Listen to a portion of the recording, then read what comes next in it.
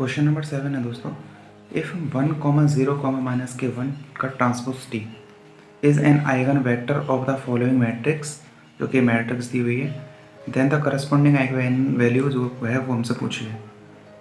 तो और इसका ऑप्शन दिए हुए हैं। गेट 2010 का क्वेश्चन है। और आइगन वैल्यू और ये जो आइगन वेक्टर होता है इसका कंसेप्ट क्या होता है। सबसे पहली चीज़ तो ये होती है समझने वाली। तो वो eigen values and eigen vector क्या होते हैं। लेट ए इक्वल टू कोई एक मैट्रिक्स ए है जिसके एलिमेंट आई एंड जे के फॉर्म में है और एन बाई एन की ये मैट्रिक्स है। Then any scalar lambda is called eigen value और कैरेक्टरिस्टिक वैल्यू। जो आइगन वैल्यू होते हैं उनको क्या कि कैरेक्टरिस्टिक वैल्यू के रूप में भी जाना जाता है।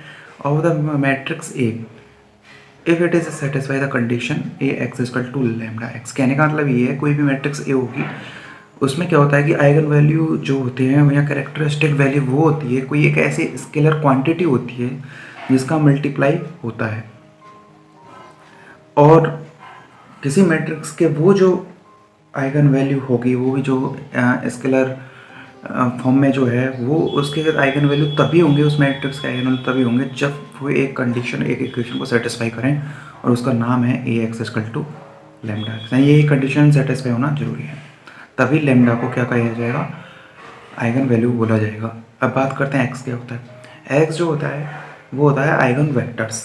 तो इसका फॉर्म क्या हो जाएगा, A x equal to lambda x into I के मैंने मल्टीप्लाई कर दिया। आई क्या है यहाँ पे आइडेंटिटी मैट्रिक्स है same N by N form की। इससे क्या निकल के आ गया, ए माइनस के lambda I X equal to 0 इधर लाने पे और एक्स क्या हो गया, आइगन वेक्टर हो गया। तो आइगन वैल्यू आइगन वेक्टर जो भी है उसका जो कॉन्सेप्ट ये है उसको निकालने के लिए किसकी जरूरत पड़ेगी, ए माइनस के lambda I multiply by x यानी आइगन वेक्टर्स इक्वल टू 0। अगर आइगन वैल्यूज़ निकालनी होती है किसी मैट्रिक्स की तो क्या करते हैं, इस डिटर्मिनेंट को इक्वल टू कर देते हैं 0, यानी कि डिटर्मिनेंट ऑफ ए माइनस के लेमडा आई इक्वल टू 0, यानी ए माइनस के लेमडा आई जो डिटर्मिनेंट वैल्यू होती है उसकी वैल्यू को अगर 0 के इक्वल पुट कर देते हैं तो लेमडा की वैल्यू आ जाएगी। अब देखते हैं क्वेश्चन क्या कह रहा है। तो आइगन वैल्यू आइगन वेक्टर का ये कॉन्सेप्ट होता है। अब कह रहा है कि तो 0 माइनस के 1 का transpose is an eigen vector, यानी ये एक आइगन वेक्टर है किसी मैट्रिक्स इसका। तो इसमें क्या होगा, ये 0 माइनस के 1 का ट्रांसपोज, यानी कि इस तरीके से फॉर्म में लिख सकता हूँ 0 माइनस में ट्रांसपोज मतलब क्या होता है कि रो को कॉलम में चेंज कर देते हैं और इक्वल टू एक्स यानी कि क्या हो गया, ये आइगन वेक्टर हो गया जो मैंने बताया था कि इस फॉर्म में क्या होता है एक्स। इसके बाद अब आइगन वैल्यू आइगन वेक्टर की जो कंडीशन होती है वो क्या होती है, A x equal to lambda x. इसमें इन चीज़ों को पुट कर देंगे तो देखते हैं। देखो ए तो है ही मैट्रिक्स, एक्स ये हो गई, लेमडा की जगह लेमडा और एक्स यानी आइगन वेक्टर्स, और लेमडा एक्स क्या हो गया, ये आइगन वेक्टर्स इन्हें दिए हुए हैं। तो इस तरीके का रखने के बाद में अब क्या करना होगा इसमें कि सिंपली मल्टीप्लाई करना होगा मैट्रिक्स का मल्टीप्लाई करना आपको आता है, किस फॉर्म में करते हैं, एल के फॉर्म में करते हैं, उल्टे एल की फॉर्म में करते हैं। देखो 1 जिनको नहीं आता है वो देख लो और जिनको आता है वो स्किप कर सकते हैं। देखो 1 इस तरह से करना होता है, यानी कि पहले मैट्रिक्स का इस तरीके से और सेकंड मैट्रिक्स का इस तरीके से, यानी उल्टे एल की तरह करते हैं। तो 1 का 1 से करेंगे पहले 1 प्लस -1 का 0 से करेंगे ये, प्लस 0 का -1 से करेंगे, -1 का 1 से करेंगे -1 प्लस 2 इंटू 0 कर देंगे प्लस माइनस के 1 इंटू माइनस के 1 कर देंगे, 0 इंटू 1 प्लस माइनस के 1 इंटू 0 प्लस माइनस के 1 इंटू 1 इंटू माइनस के 1।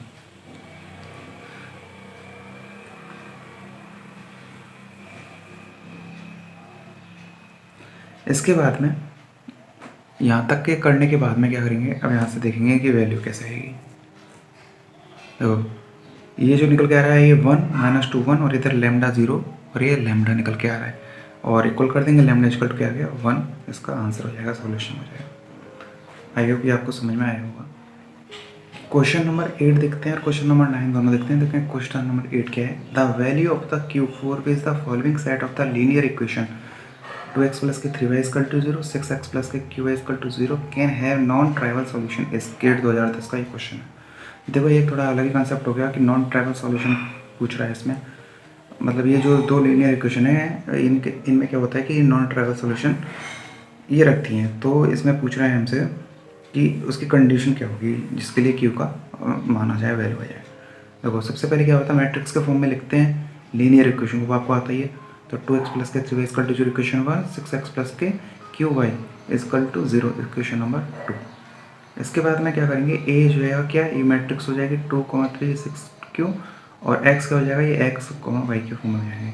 अब ax इक्वल टू 0 ये किसकी कंडीशन होती है, मतलब ax इक्वल टू 0 यानी कि 3 से 0 के इक्वल दिया हुआ है ना, तो ax इक्वल टू 0 तो रखने पे ये लीनियर इक्वेशन आ जाएंगी। एक दोनों ही सेम चीज़ें रखनी है। इसके बाद अब पूछ रहा है कि फॉर द नॉन ट्राइवल का सॉल्यूशन, ये इसकी कंडीशन क्या होती है। देखो किसी भी मैट्रिक्स में for the non trivial solution की जो कंडीशन होती है वो क्या होती है, उसकी डिटर्मिनेंट की वैल्यू जो होती है उसको 0 के इक्वल रख देंगे, तो यहाँ से क्यू की वैल्यू आ जाएगी। आ गया होगा आपको समझ में।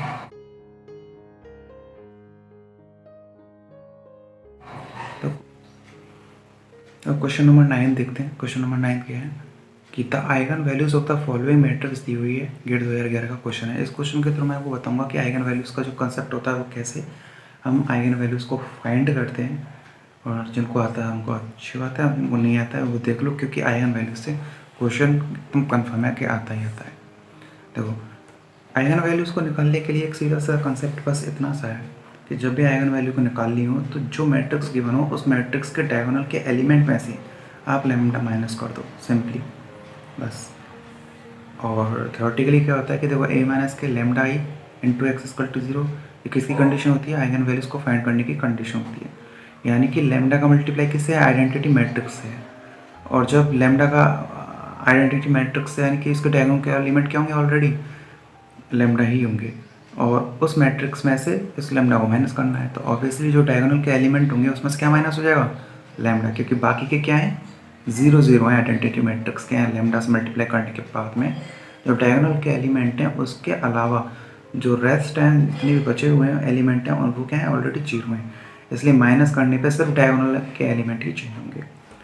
तो देखो a माइनस के लैम्डा एक्स इक्वल टू 0, इस किसी भी नॉन जीरो सॉल्यूशन को फाइंड करने के लिए इसकी डिटर्मिनेंट की जो वैल्यू होती है उसको किसके इक्वल कर देंगे, 0 के।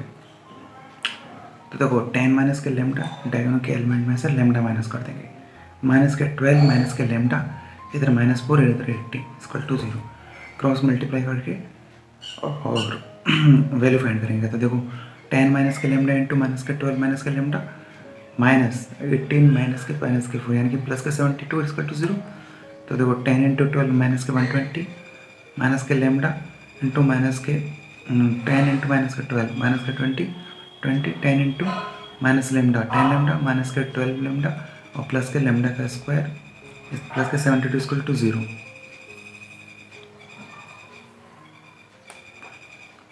इसके बाद देखो लैम्डा स्क्वायर है ही, और -10 प्लस के 12 यानी कि प्लस के 2 लैम्डा और 72 माइनस के 120 माइनस के 48 इक्वल टू 0। इसके फैक्टर करके इसके वैल्यू निकालेंगे। तो देखो lambda square 8 6 48 and minus 6 equal to 2 यानी कि 8 लैम्डा माइनस 6 लैम्डा माइनस के 48 इक्वल टू 0। लैम्डा कॉमन लेने पे क्या गया, लैम्डा प्लस के 8 माइनस 6 कॉमन लिया, लैम्डा प्लस के 8 यानी lambda plus 8 into lambda minus के 6 इक्वल टू 0। तो यहाँ से लैम्डा की क्या वैल्यू निकल के आई, माइनस के 8 और 6। ये किसकी वैल्यू हो गई, आइगन वैल्यूज हो गई, रिक्वायर्ड आइगन वैल्यूज। अब क्या होता है इसमें, मान के चलो क्वेश्चन तो यही हो गया। अगर वो पूछे था आइगन वेक्टर्स, आइगन वेक्टर्स का फॉर्मूला क्या होता है, सिंपली ये लैम्डा की जो वैल्यू होती है इनको लैम्डा की जगह पुट कर देंगे तो सिंपली आइगन वेक्टर की वैल्यू आ जाएंगी, जो किस फॉर्म में होंगी, x1 x2 और x3, ये वाला x जो। क्वेश्चन नंबर 10 है, इफ अ मैट्रिक्स ए, एक मैट्रिक्स ए दी हुई है 2, 4, 1, 3 एंड मैट्रिक्स बी, एक मैट्रिक्स बी दी हुई है 4, 5, 6, 9, the transpose of the product of this two matrix, यानी कि इन दोनों का मल्टीप्लिकेशन या प्रोडक्ट उसका ट्रांसपोज वो हमको फाइंड करना है, और इसका ऑप्शन दिए हुए हैं। गेट 2011 का क्वेश्चन है, कैलकुलेशन बेस्ड क्वेश्चन है ओनली, चलो करके देखते हैं। देखो ए दी हुई है बी दी हुई है, ए बी करना है तो देखो मैट्रिक्स का मल्टीप्लाई करना आता है उल्टे एल के फॉर्म में, यानी कि फर्स्ट रो का और सेकंड मैट्रिक्स की फर्स्ट कॉलम से। देखो 2 into 4 plus 4 into 5, 2 into 6 plus के 4 इंटू 9, 1 इंटू 4 प्लस 3 इंटू 5, इधर 1 इंटू 6 प्लस के 3 इंटू 9। आ गया होगा समझ में। इधर ए बी इक्वल टू क्या आ जाएगा, इधर ये 28 हो गया, तो 2 4 8 और 5 4 20 यानी 28, इधर 6 इंटू 2 12 और 9 4 36 प्लस के 12 48, 4 प्लस के 15 19 और 6 प्लस के 27 33, यहाँ से ही आ जाएगा।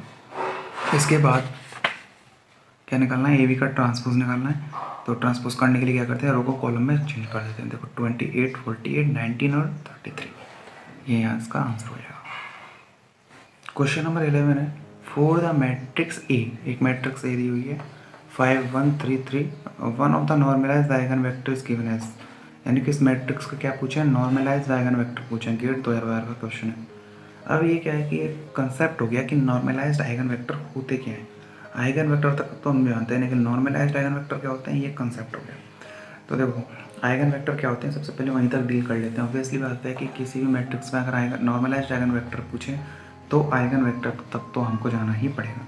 तो आइगन वेक्टर को निकालने का तरीका मैंने बता दिया है आपको, अगर फिर भी नहीं आता है तो एक बार देख लो। देखो ए माइनस के लेमडा एक्स, ये किसकी कंडीशन होती है, आइगन वेक्टर आइगन वैल्यूज की कंडीशन होती है कि ए माइनस के lambda I multiply by X equal to 0। तो ए क्या होगी मैट्रिक्स है, फिर 5 माइनस के जो भी होती है, मतलब क्या होता है कि सिंपली क्या करना होता है, इसमें डायगोनल के जो एलिमेंट होते हैं उस मैट्रिक्स में से माइनस कर देते हैं लेमडा को। देखो 5 माइनस के यहाँ से माइनस कर देंगे किसको, 5 माइनस के लेमडा को, 3 माइनस के लेमडा, बाकी की सब जगह सेम रहती है। और x की जगह क्या आ जाएगा, x1 x2 इक्वल टू 0। कोई दिक्कत यहाँ तक नहीं होगी। इसके बाद क्या करना होता है, अगर इसके लेमडा की वैल्यू निकालनी होती है तो लेमडा की वैल्यू निकालने के लिए क्या करते हैं कि किसी भी मैट्रिक्स के नॉन जीरो सॉल्यूशन कैसे क्या होते हैं लेमडा की फॉर्म में, उसकी डिटर्मिनेंट की जो वैल्यू होती है उसको 0 के पुट कर देते हैं, यानी कि ए माइनस के लेमडा आई, ए माइनस के लेमडा आई इक्वल टू 0 कर देंगे। तो देखो 5 माइनस के लेमडा, ये ए माइनस के लेमडा वाली है, ठीक है। ए माइनस देखो 5 माइनस के लेमडा इंटू 3 माइनस के लेमडा, और 1 इंटू 3 यानी माइनस के 3 इक्वल टू 0। देखो 5 इंटू 3 15, 5 माइनस के लेमडा 5 लेमडा, माइनस के 3 लेमडा और प्लस के लेमडा का स्क्वायर और माइनस के 3 इक्वल टू 0। सॉल्व करेंगे, लेमडा का स्क्वायर है माइनस के 8 लेमडा और 5 माइनस के 3 प्लस के 12 इक्वल टू 0। फैक्टर कर देंगे, लेमडा स्क्वायर माइनस के 6 माइनस के 2 प्लस के 12 इक्वल टू 0। लेमडा कॉमन लिया, लेमडा माइनस के 6 माइनस के 2, लेमडा माइनस के 6 इक्वल टू 0। तो लेमडा की क्या वैल्यू है कि 2 एंड 6। देखो ये जो लेमडा की वैल्यू आई है ये क्या होते हैं, आइगन वैल्यूज होती हैं। पहले भी क्वेश्चन में ये किया हुआ है। अब इसमें क्या है, आइगन वेक्टर तक पहुंचना है। तो आइगन वेक्टर तक पहुंचने के लिए क्या करेंगे, किसी भी एक वैल्यू को लेमडा की जगह पुट कर देंगे। तो लेमडा इक्वल टू 2 मैं रख देता हूँ। देखो लेमडा इक्वल टू 2 पुट करने पे क्या निकल के आया,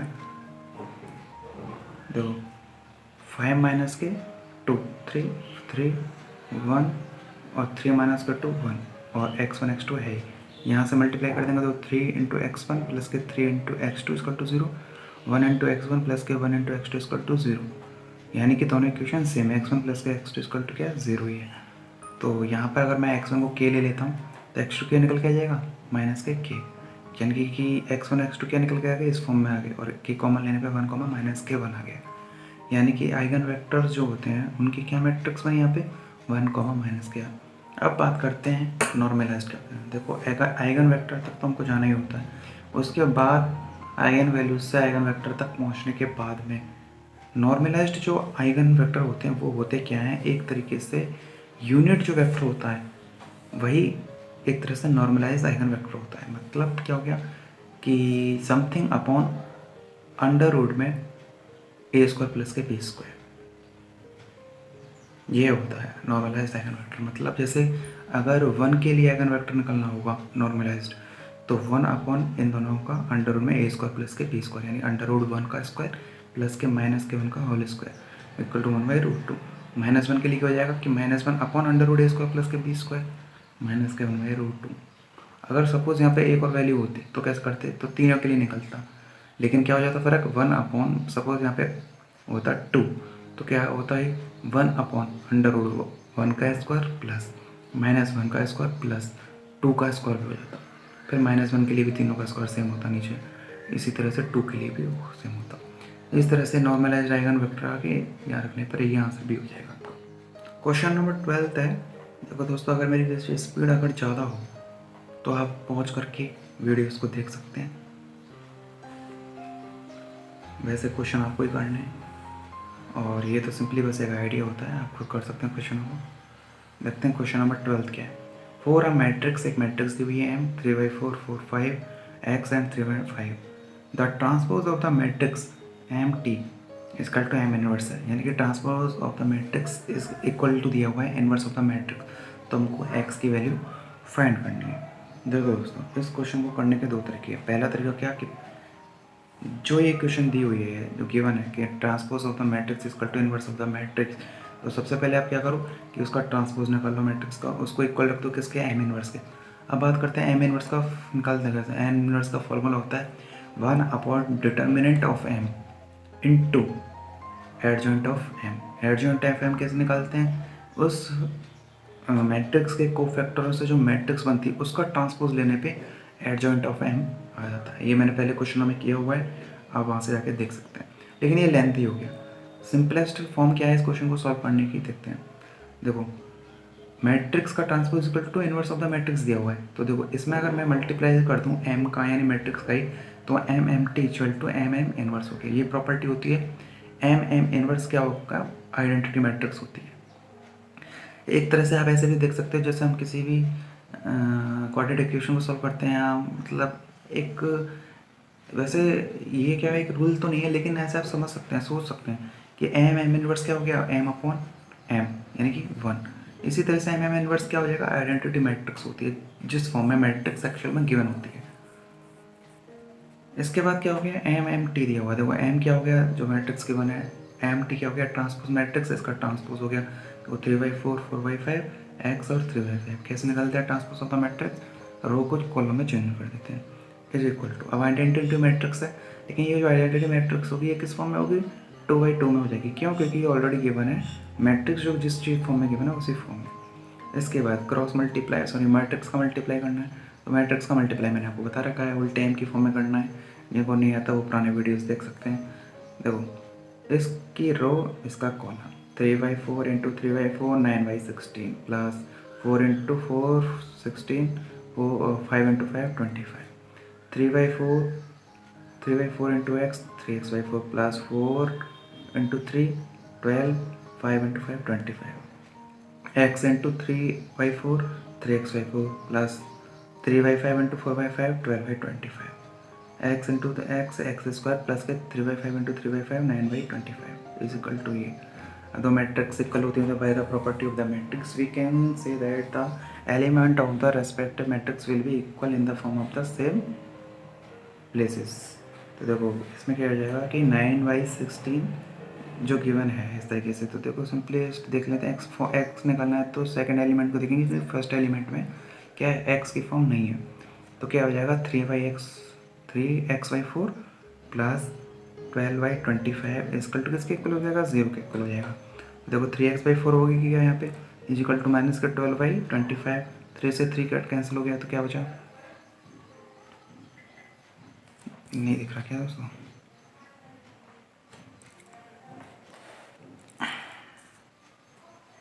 क्या हो जाएगा, ये 3 से 3 12 4 हो गया, तो एक्स इक्वल टू क्या आ गया यहाँ से 4 इंटू 4 16 25, तो इसका आंसर हो जाएगा।